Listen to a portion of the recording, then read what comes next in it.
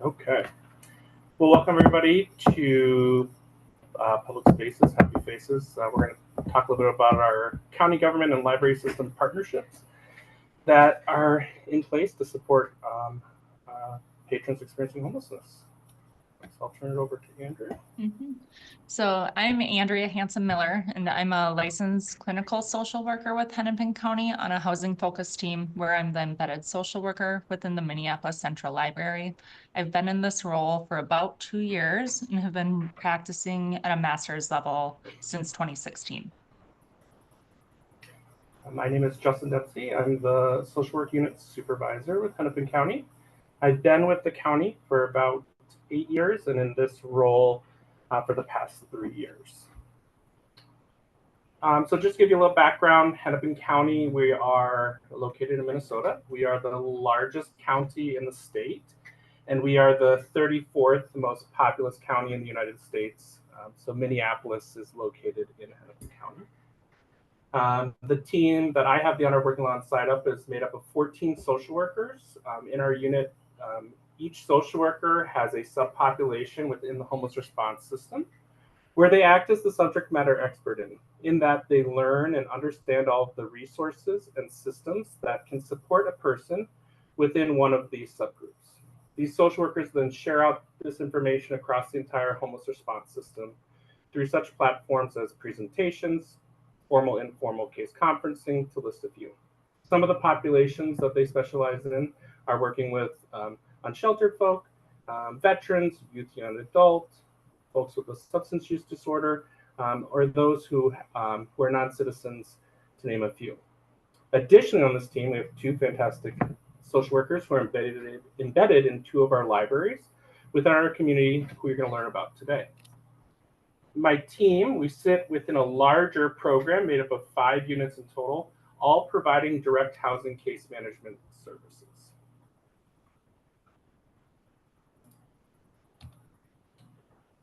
So kind of the evolution of this work in our community. So how did library social workers come to be a part of the library systems in Hennepin County? In 2014, the library was hearing from staff that there was a high number of questions being asked by patrons that were complex social service questions in nature.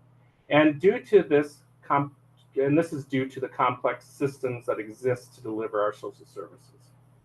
In 2015, the library partnered with a local nonprofit to have a systems navigator to provide services to the patrons in our largest library in Minneapolis, which is our central library. This is a 3-year pilot, which had a very positive impact for the community and the patrons of the library. Towards the end of the pilot, conversations were had with the staff member doing the work, the nonprofit, and the library.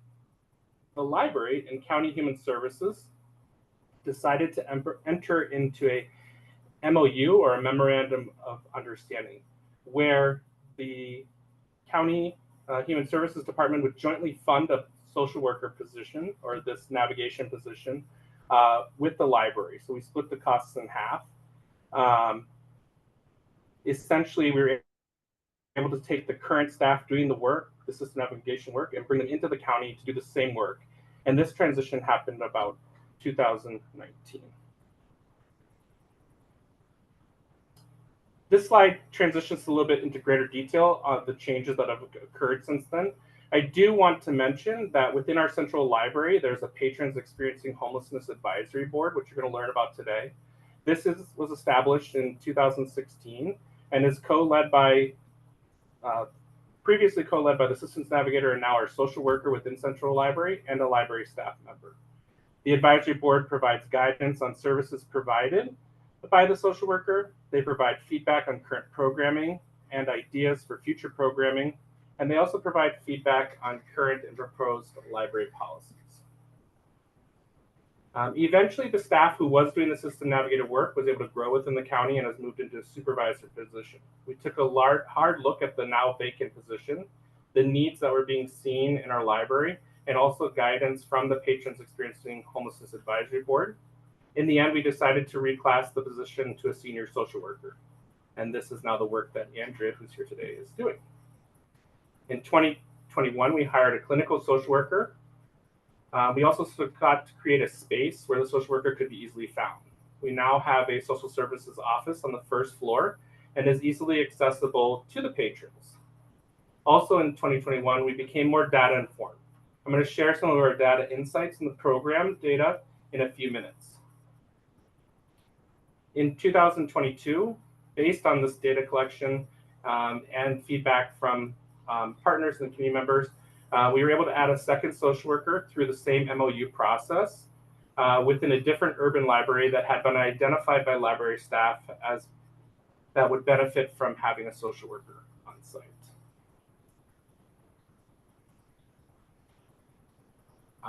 So what is the role of the social worker? Really, our social worker is there to offer low barrier help. They provide accessible supports. They use the patient-centered approach. They develop and run programming, and then co-lead the advisory board. There's also a component of how the social worker partners with the security team in our libraries. A lot of time is spent educating security staff on how they might be able to proactively connect patrons to a social worker. Also discussing policies with the social worker, particularly around the interactions that patrons might have with the security team when accessing our library. We also strive to really make the documentation component as efficient as possible. You'll see in the next slide that our staff doing this work are seeing a really high number of patrons accessing our libraries who also want social work support.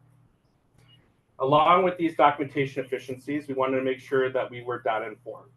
We utilize our note-taking system to feed into a Power BI report, which allows us to highlight our data and be able to navigate through it with ease, and also automating how we capture and update our data on a daily basis.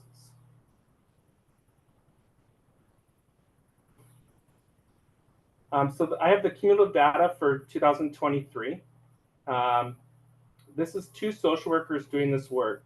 And in 2023, the 2 social workers combined met with 3,202 patrons who had a social service need.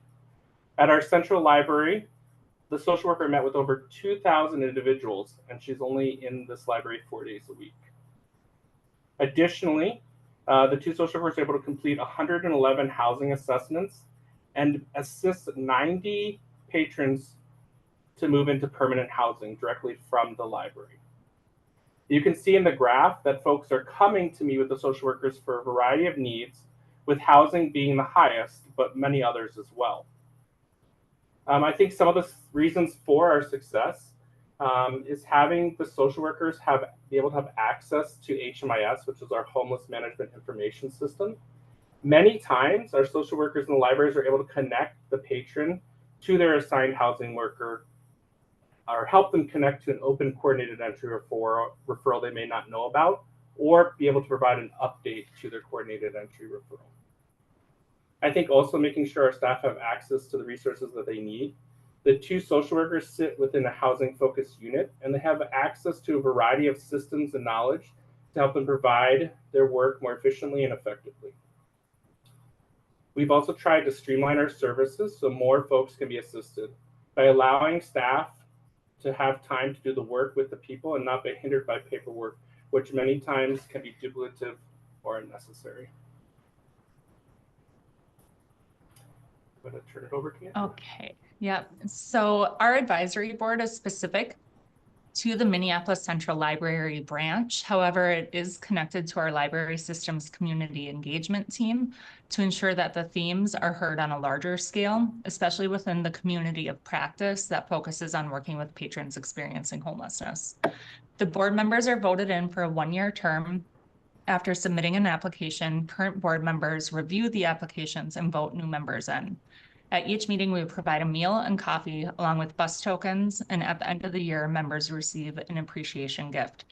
The meetings are 90 minutes long, with the first 30 minutes reserved for meal and general connection. The goals of the board are to ensure that all patrons have a positive experience in the library, regardless of their housing status, to build a sense of community into programs being offered, ensuring that information is shared to the public about programs and services that are available in the library, provide space for members to inform the library of what the downtown community needs are, and to provide active consultation with the library about programs while offering perspective and education to improve programming. This Venn diagram on the right is a new tool we have adopted this year after feedback from our board members last year. This visual is used during our meetings to better help understand the various spheres of control within the library and how their feedback and proposals go from idea to reality.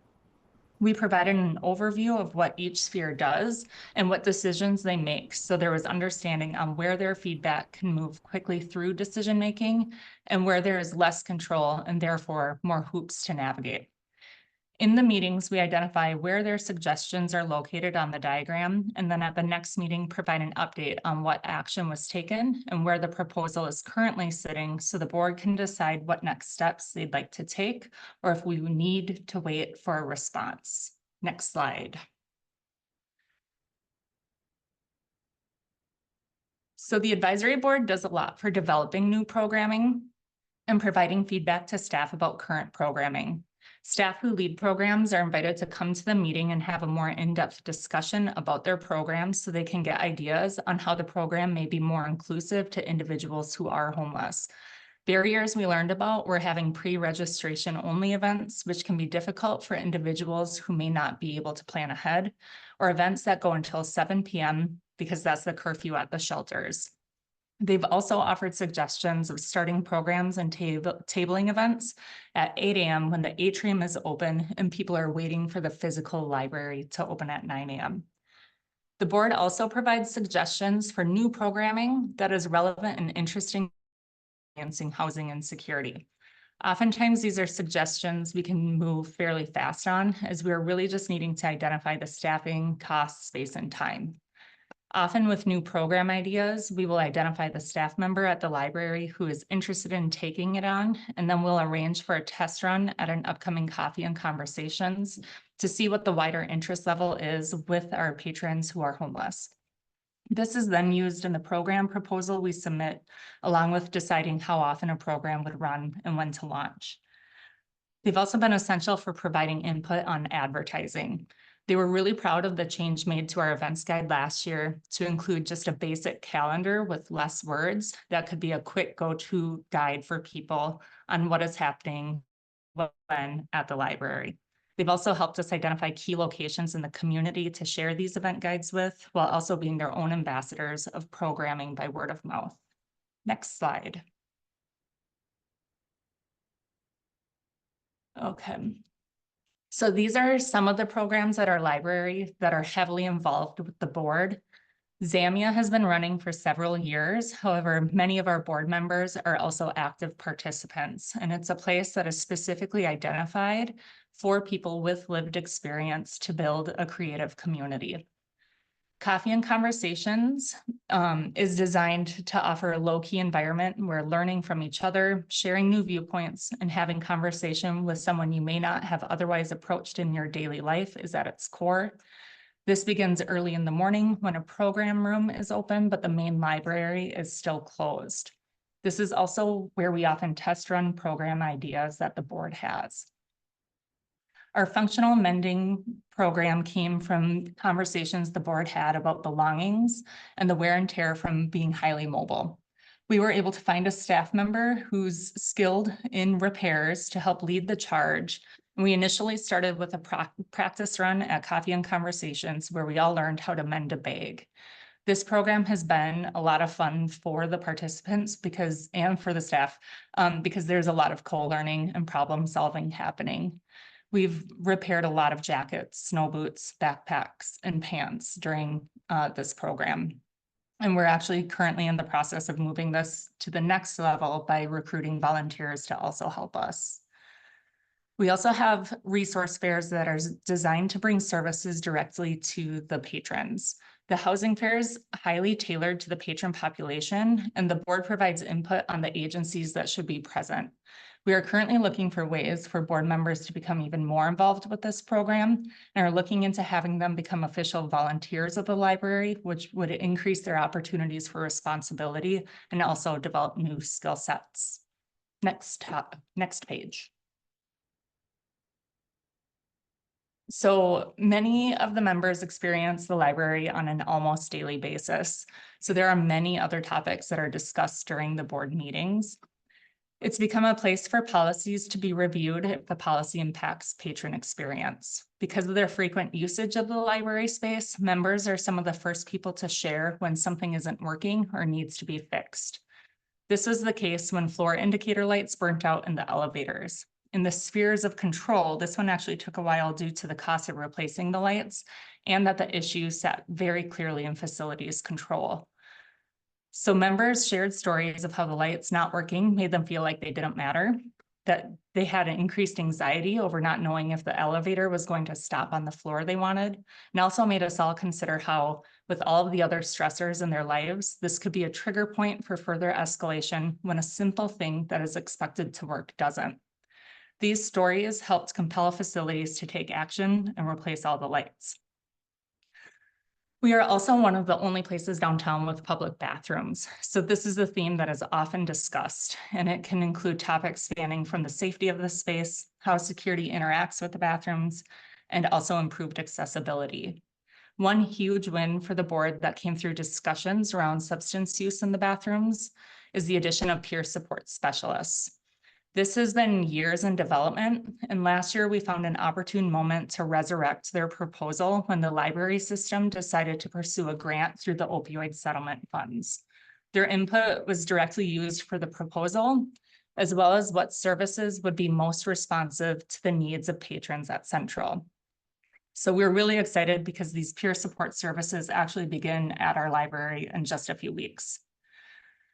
So I could talk a lot about the cool things that this board does because it really is impactful to the members, but also the broader community. While my role is primarily focused on providing individual support to patrons, my involvement with the board is a very important aspect of the work of social services within the library, as it helps inform what services I offer in my office, the programs we help develop in the library, and ultimately, it builds leadership and advocacy skills for the individuals I directly support. So at this time, if you have any questions, Justin and I would be happy to try answering them for you. Okay. Yeah. So let's see here. I see some in the chat and then also in the Q&A. So there's one in the Q&A that says, does the city put any constraints on these positions? I'm thinking there could be more concerns shared with the public social media and smaller communities, such as patrons, but also city councilors. More concerns. I'm trying to find the Q&A, I apologize.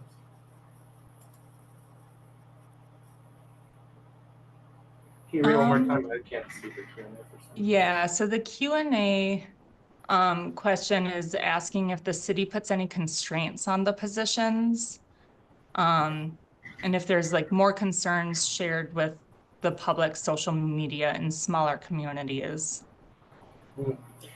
I can speak to the constraints. I would say no, from the city perspective. I think there's support of this position and our library. The city library and county libraries merged. I believe, I don't want to speaking correctly, Andrea. So this is a county library, and then it's county human services that are in the memorandum of understanding that are co-funding this position. So I wouldn't say I haven't seen any restrictions on the position, but I mean, you're in it, Andrea, too, if you want to speak to any. Yeah. No, there really isn't. And I mean, my position is really welcomed in this library because there is such a high need downtown, and it kind of it offsets to allow the library staff to kind of focus on, you know, their work as library staff.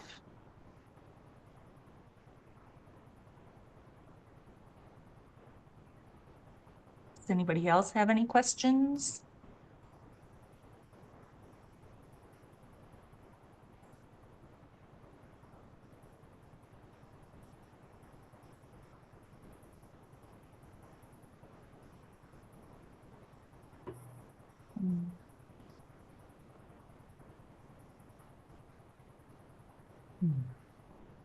Yeah, so the question is, how should libraries best deal with public complaints with unhoused perhaps monopolizing a public restroom. I mean, in downtown Minneapolis, it can be kind of hard too, because we are really one of the only public bathrooms. So it's not just people who are unhoused that are using this space. It's anybody downtown is coming to use the bathrooms here, because you don't have to buy anything. Our security does frequent welfare checks, which can be helpful because they can kind of keep track as to if somebody's been in the library or in the bathroom for a long time, or if like they need other help. Oftentimes the other patrons will kind of come and get us if there's other support that's needed in the libraries. But yeah, I mean, like they have access to this space just as anybody else. I don't know if you have thoughts on that, Justin. I mean, I haven't heard too much about concerns with that through leadership meetings I've been into. I think you're right, just all the things that you've mentioned have kind of seemed to be working to address that. And I would say we have quite a few restrooms in Central, right? So there's some on every floor. Yep. Yeah, so 4 floors of restrooms too. Yeah. And we also have designated restrooms for the children's section, that the children's library staff have keys to allow families into. So we do also have like separate bathrooms for like a younger population that is kind of outside of the larger bathroom areas that we have.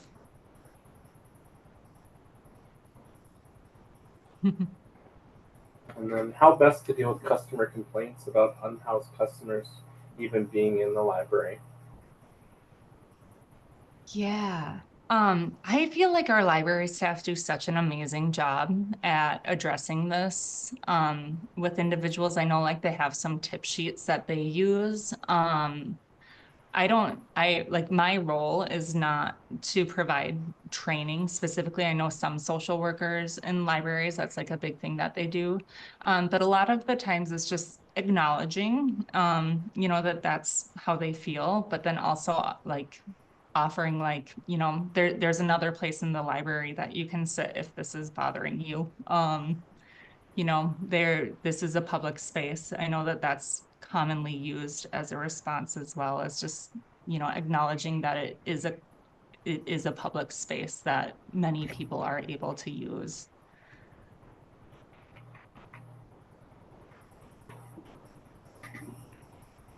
I think too, even like our community has acknowledged that, right? And our central library is one of our warming and cooling locations that's advertised for all folks to access during summer or winter as well.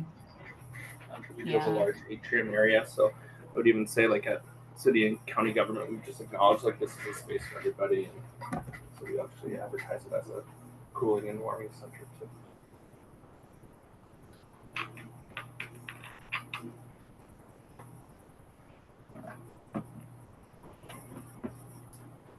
Well, there's no other questions. Just appreciate everybody coming by, and our contact information is on the screen. So if you have any questions, follow-up questions, or any ideas, feel free to reach out to us.